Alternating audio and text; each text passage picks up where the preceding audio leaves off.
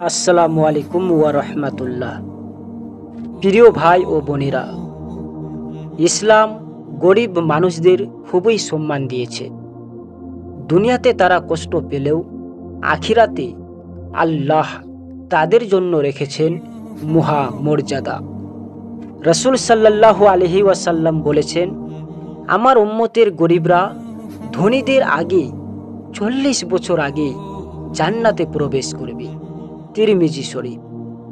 আরেক হাদিসে তিনি বলেছেন, আমি গরিবদের সাথেই বাঁচতে চাই এবং কিয়ামতের দিন গরিবদের সাথেই উঠতে চাই। সুবহানাল্লাহ। প্রিয় ভাইয়েরা, আল্লাহ পাক পবিত্র কোরআনে বলেছেন, তোমরা নামাজ আদায় করো অথচ গরিবকে আহার করাতে উৎসাহ দাও না।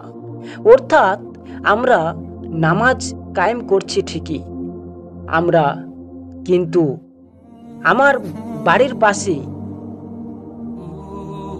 আমার প্রতিবেশী না খেয়ে রয়েছে, তার দিকে আমি ধ্যান দিলাম না।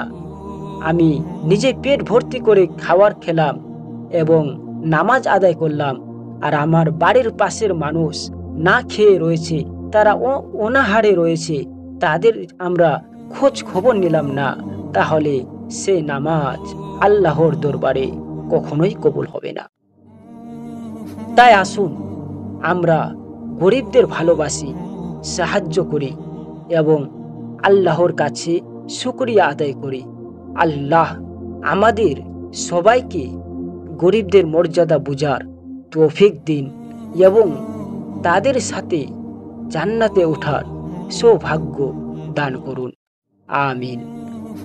প্রিয় ভাইরা, ভিডিওটি শেয়ার করে সকল মুসলিম ভাইয়ের কাছে পৌঁছাই দিন, যেন সকলে গরিবদের সাহায্য করে এবং তাদের পাশে থাকে, তাদের সহযোগিতা করে।